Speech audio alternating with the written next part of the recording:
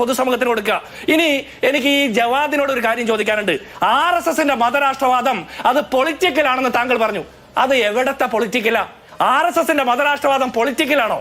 എങ്കിൽ പിന്നെ എന്താ ക്രൈസ്തവരെയും മുസ്ലിങ്ങളെയും മതന്യൂനപക്ഷങ്ങളെയും ഒക്കെ ആക്രമിക്കുന്നത് എന്തിനാ RSSകാര്? അതിന് മറുപടി പറയണ്ടേ?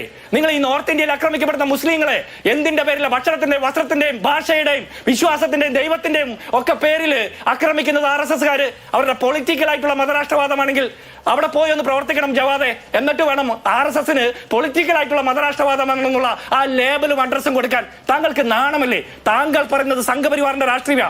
ഇനി നിങ്ങൾ ജമാഅത്ത് ഇസ്ലാമിയെ അധിക്ഷേപിച്ച് പറഞ്ഞ കാര്യങ്ങൾ അതിൽ എത്രത്തോളം ശരിയുണ്ടെന്നോ തെറ്റുണ്ടെന്നോ പറയാൻ മാത്രം പ്രഗത്ഭനും വിദഗ്ധനും ഗവേഷകനുമല്ല ഞാൻ മതകാര്യങ്ങളിൽ അത്രത്തോളം വിദഗ്ധനൊന്നുമല്ല. തിയോളജിക്കൽ ആയിട്ടുള്ള കാര്യങ്ങൾ, നിങ്ങളുടെ അഭിപ്രായ വ്യത്യാസങ്ങൾ നിങ്ങൾ മറ്റൊരു വേദിയിൽ ചർച്ച ചെയ്യണം. അല്ലെങ്കിൽ എന്നെ പോലുള്ള രാഷ്ട്രീയ നേതാക്കന്മാരെ പ്രതിനിധികളെ ഒഴിവാക്കിയിട്ട് മാതൃഭൂമി ജമാഅത്ത് ഇസ്ലാമിയുടെ ഇതുപോലുള്ള ആളുകളെ വിളിച്ചിരുത്തിട്ട് ചർച്ച ചെയ്യണം. ഒരു കാര്യം പറയട്ടെ,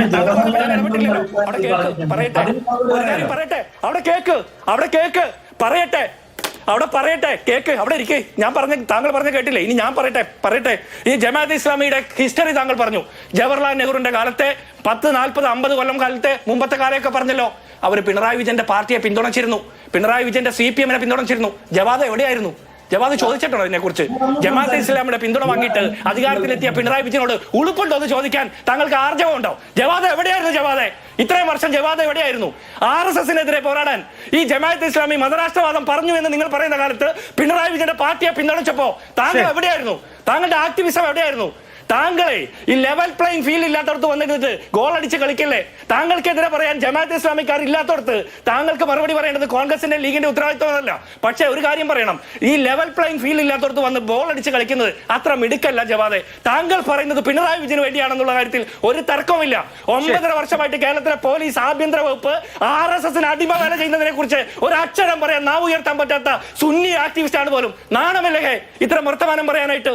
താങ്കൾ പാവപ്പെട്ട കുട്ടികളെ ഈ മലപ്പുറത്തും കാസർഗോഡും കണ്ണൂരും ഒക്കെ പാവപ്പെട്ട കുട്ടികളെ തെരുവുനായ കടിക്കുന്ന വിഷയത്തിൽ ഒരു അഭിപ്രായം പറയും. വാക്സിൻ എടുത്തിട്ട് കുട്ടികൾ മരിക്കുന്ന വിഷയത്തിൽ ഒരു അഭിപ്രായം പറയും. പിണറായി വിജയന്റെ സർക്കാരിന് നേരെ നിന്ന് ഒരു അഭിപ്രായം പറയും. മധുരയിൽ പോയി കഫി അണിഞ്ഞിട്ട് കാഫിർ സ്ക്രീൻഷോട്ട് ഇറക്കി തെരഞ്ഞെടുപ്പ് ജയിക്കാൻ നോക്കുന്ന ആ മതരാഷ്ട്രവാദം, ആ കുൽസിത രാഷ്ട്രീയവാദം, ആ സംഘപരിവാർ വാദമുള്ള പിണറായി വിജയനെ തിരുത്തിട്ട് വാ, എന്നിട്ട് ഞങ്ങളെ തിരുത്താൻ പറയാനായിട്ട്. ശരി, അതിന് ജവാദിന് ഞാൻ സമയത്ത് രാഷ്ട്രീയമാണ് ആരോപണങ്ങൾ പ്രകാശ് മാഷ്ക്ക് ഉത്തരം